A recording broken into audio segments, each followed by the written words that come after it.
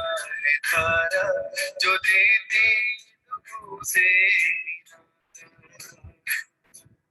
मुरली अमृत की धारा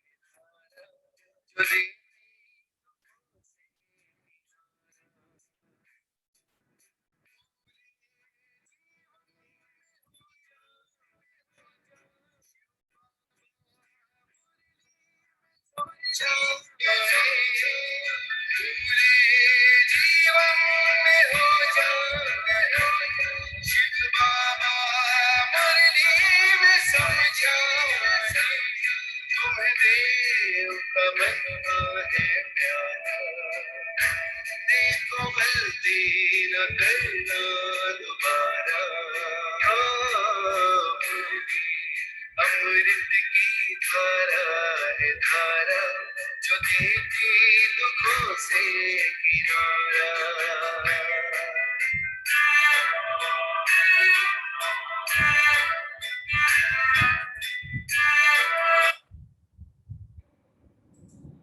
ओम शांति। ओम शांति। ओम शांति। सभी रिलैक्स होकर बैठे, बुद्धि को चारों तरफ से हटाकर पूरा ध्यान विकुटी के मध्य में। ये मुझ आत्मा का निवास स्थान है। मैं आत्मा शरीर की मालिक हूँ। मैं आत्मा इन कर्मेंद्रियों की मालिक हूँ। मैं आत्मा बहुत भाग्यवान हूँ। फोटो में कोई और कोई में भी कोई, क्योंकि परम पिता परमात्मा ने मुझे अपना बनाया है। तो इसी नशे में स्थित होकर वाह मेरा भाग, वाह मेरा बाबा और ये वाह ये ड्रामा, हम सभी आत्माएं अपने परम पिता परमात्मा शिव बाबा के महावाक्य सुनेंगे। ओम शांति। आज 27 अगस्त 2021 बाबा के महावाक्य हैं। पहले सुनते हैं मुरली का सार। मीठे बच्चे, अब इस बेहद की पुरानी दुनिया का विनाश होना है। नई दुनिया स्थापन हो रही है, इसलिए नई दुनिया में चलने के लिए पवित्र बनो। बाबा कह रहे हैं नई दुनिया में चलना है तो पवित्र बनो। प्रश्न है, परमात्मा के बारे में तुम बच्चे कौन सी वंडरफुल बात जानते हो जो मनुष्यों की समझ से बाहर है?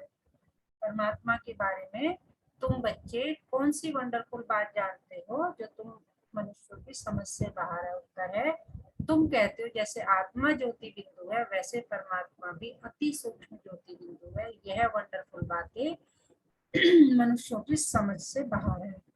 कई बच्चे भी इसमें मूंझ जाते हैं। बाबा कहते बच्चे मूंझो मत, अगर छोटे रूप में याद नहीं रहती तो बड़े रूप में याद करो।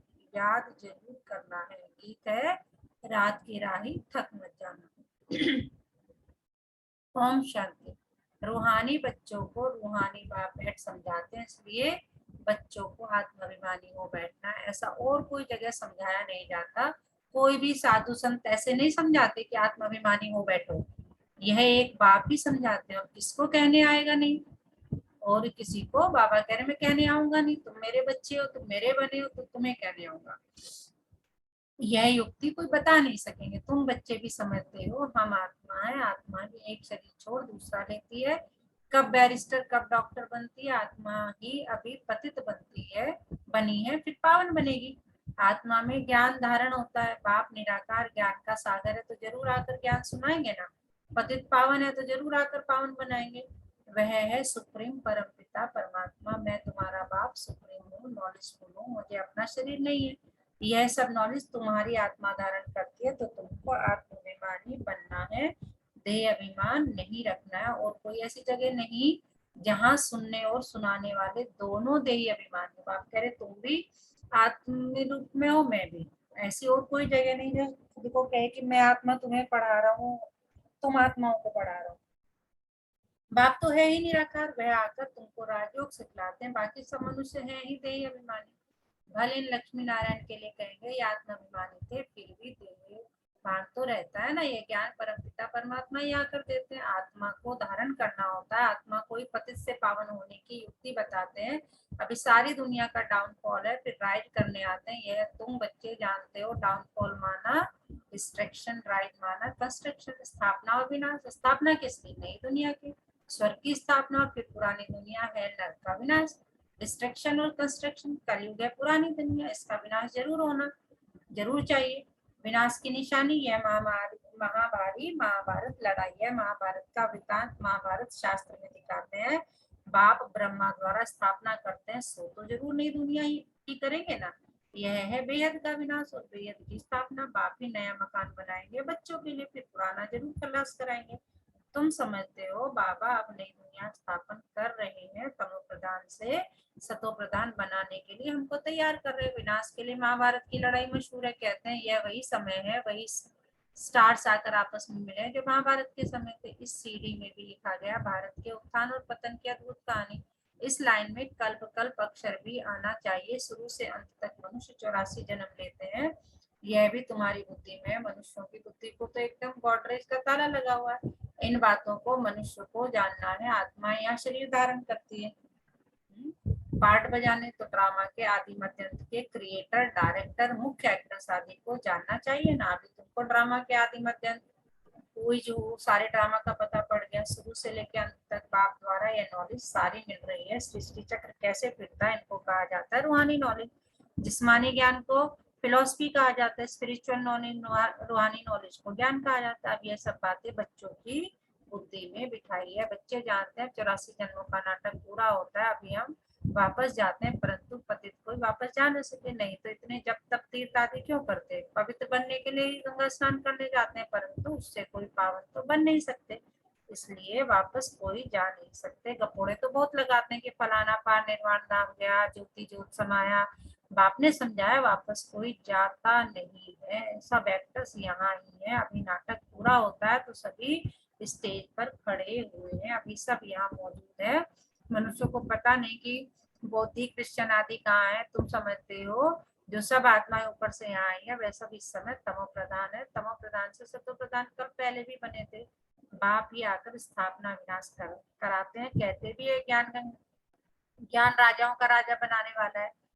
यह बेहद के बाप ने कहा है, क्या कहा है कि मैं तुमको राजाओं का राजा बनाता हूँ। कृष्ण तो स्थापना नहीं करते, क्रिएटर बाप है। बाप भी आकर समझाते हैं कि तुम मुझे बुलाते ही तब हो जबकि सृष्टि पतित है, ऐसे नहीं कि मैं नई सृष्टि रचता हूँ जैसे दिखाते हैं प्रलय हुई, यह सब रॉन्ग है। मनुष्य बुलाते ही है हे पतित पावन आओ, तो जरूर पतित दुनिया में आएंगे ना।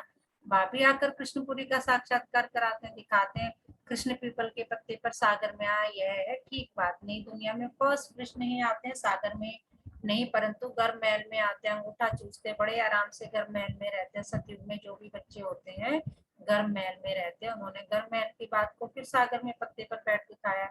वह सब है भक्ति मार्ग की बातें। बाप इन सब शास्त्रों का सार बैठ समझाते हैं। यहाँ गर्भ जेल में रहते हैं तब कहते हैं हमको बाहर निकालो, फिर हम पाप नहीं करेंगे। परंतु रावण की दुनिया में पाप तो होते ही है, फिर भी पाप करने लग पड़ते हैं। तुम आधा कल्प जेल बर्ड्स बन जाते हो। जो लोगों को जेल बर्ड्स कहते हैं, बाहर निकलते रहते फिर भी चोरी करते रहते हैं और जेल में जाना पड़ता है, इसलिए जेल बर्ड्स कहते हैं। बाप ने समझाया ये रावण राज्य है, वहां तो यह बातें होती ही नहीं। वह है राम राज्य, वहां न गर्भ जेल है और न ये जेल होता है। यहाँ तो कितने मनुष्य जेल में पड़े रहते हैं। गर्भ जेल तो वह भी जेल है, डबल जेल है, कलयुग का अंत है ना। बाप समझाते हैं तुम बच्चे अभी कंस्ट्रक्शन कर रहे हो। राइज और फॉल हर कल्प होता ही रहता है। राइज और फॉल दुनिया का होता है, उसमें मुख्य पार्ट है किसका? भारत का। गाते भी रहते हैं आत्मा परमात्मा अलग रही बहुकाल, तो उसका भी हिसाब चाहिए ना। कौन सी आत्माएं बहुकाल से अलग रही है? पहले पहले देवी देवता धर्म की आत्माएं आती हैं पाठ बजाने, अभी वह देवता है नहीं तो राज्य करके जाते हैं, उनके चित्र निशानियां रहती है। राज्य तो खत्म हो गई, हेवन खलास हो जाता है तो फिर हेल होता है, फिर हेल खत्म हो तो हेवन बनता है। तो नई दुनिया का कंस्ट्रक्शन होता है और हेल का डिस्ट्रक्शन होता है। कंस्ट्रक्शन के लिए बच्चे चाहिए ना, रहने वाले भी तुम हो। पहले तो तुमको देवी गुणों वाला देवता बनना पड़े। यह भी गायन है मनुष्य से देवता मूत पलिति मनुष्य है ना। भगवानोवाच दस्त व्यवहार में रहते कमल फूल समान बनना है। यह इस मृत्यु लोक का ही अंतिम जन्म, इसमें पवित्र बनना है, अच्छी रीति समझाना चाहिए।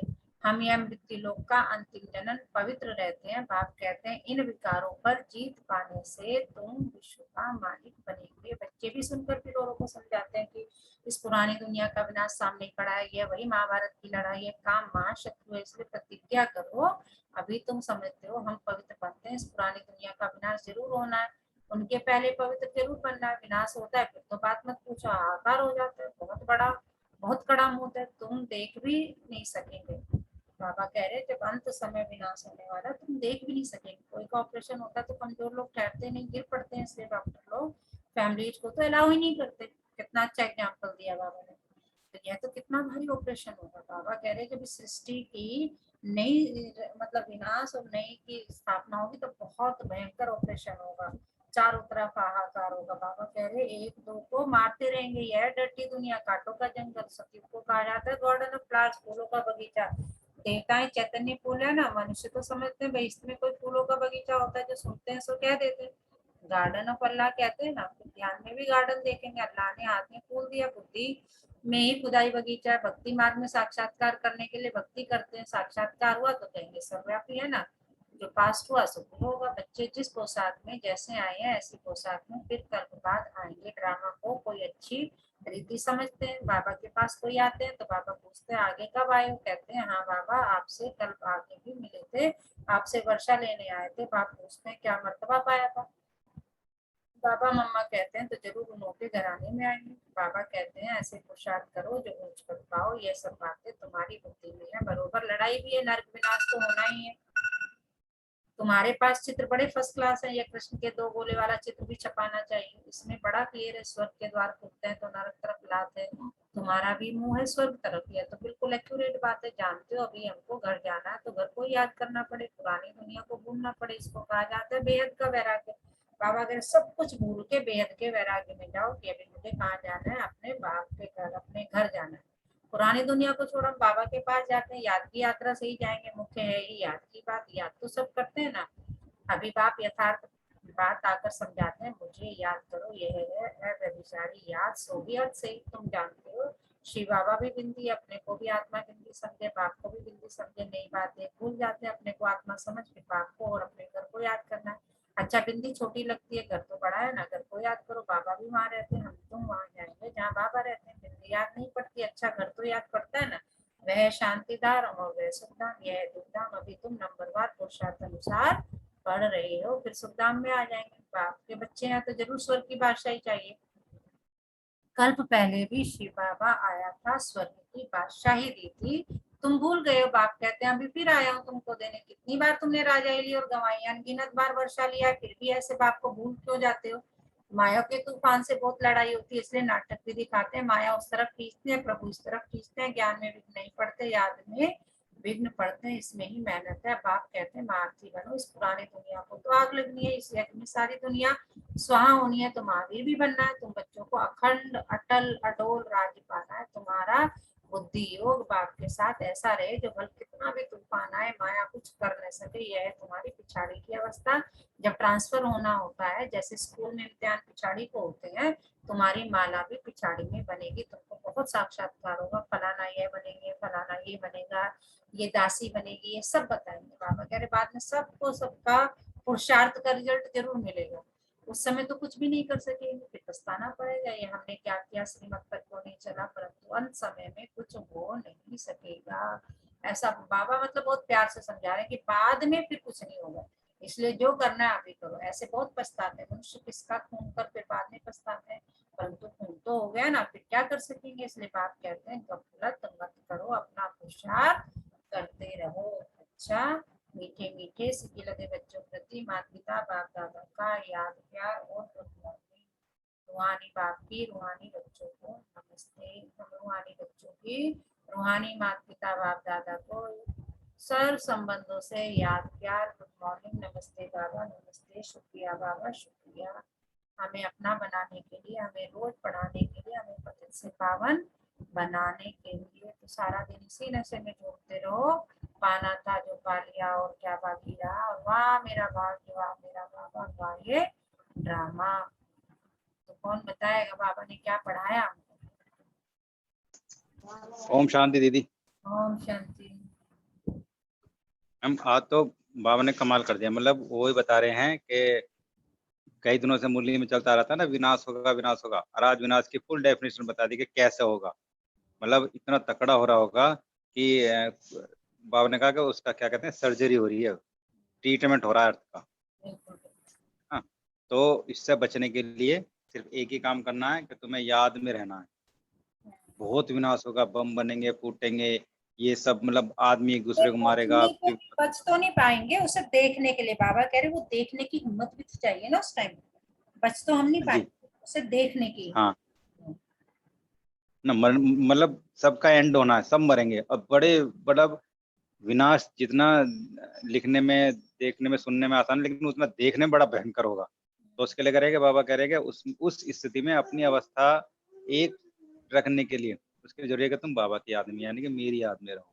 अब मेरी याद में रहने को बाबा ने बता रहे हैं, जब हम ब्रह्मा मुख वस्तावली बन के बाबा का ज्ञान प्राप्त होगा तो ये चीज हमें एक ड्रामा लगेगी। तो विनाश की तैयारी जो मतलब उन्होंने कर रखी है, जो विनाश होगा उससे बचने के लिए, ताकि हम विचलित ना हो, उसके लिए बाबा हमें अपना बना के ज्ञान दे रहे हैं। ओम शांति दीदी।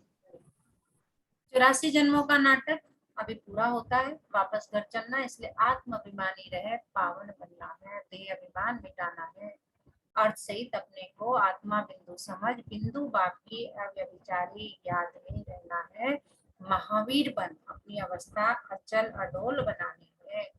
वरदान क्या है? सर्व आत्माओं के प्रति स्नेह और शुभ चिंतन की भावना रखने वाले, देह अभिमानी भव। तो क्या है? सर्व आत्माओं के प्रति स्नेह और शुभ चिंतन की भावना रखने वाले, देह अभिमानी भाव। जैसे महिमा करने वाली आत्मा के प्रति स्नेह की भावना रहती है, ऐसे ही जब कोई शिक्षा का इशारा देता है तो उसमें भी उस आत्मा के प्रति ऐसे ही स्नेह की, शुभ चिंतन की भावना रहे कि यह मेरे लिए बड़े से बड़े शुभ चिंतक है। ऐसी स्थिति को कहा जाता है देही अभिमानी। अगर देही अभिमानी नहीं है तो जरूर अभिमान है। अभिमान वाला कभी अपना अपमान सहन नहीं कर सकता। स्लोगन है, सदा परमात्मा प्यार में खोए रहो तो दुखों की दुनिया भूल जाएगी। सदा परमात्मा प्यार में खोए रहो तो दुखों की दुनिया भूल जाएगी। आज का मीठा मोती, उदासी व निराशा अभिशाप है। उदासी व निराशा अभिशाप है। अपनी सर्व शक्तियों को जगाओ तो इससे मुक्त हो जाओगे। और एक बात याद रखो कि मैं कौन हूँ, मास्टर सर्वशक्तिमान। किसका बच्चा? सर्वशक्तिमान शिव बाबा। तो निराशा पास नहीं आएगी। तो आज पूरा दिन किस समान में रहना? मैं सर्व आत्माओं के प्रति स्नेह और शुभ चिंतन की भावना से संपन्न आत्मा हूँ। मैं सर्व आत्माओं के प्रति स्नेह और शुभ चिंतन की भावना से संपन्न आत्मा हूँ। अच्छा, ओम